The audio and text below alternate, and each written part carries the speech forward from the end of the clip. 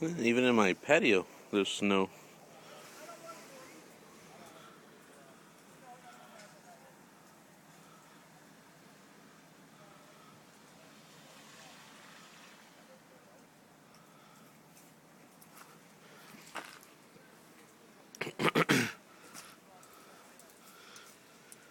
And supposedly the plow came last night and plowed our driveway, but I guess not.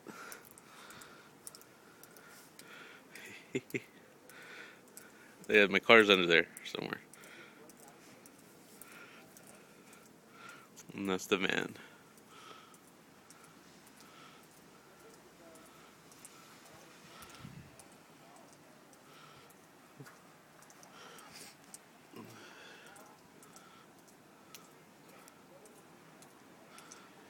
I guess let me start shoveling.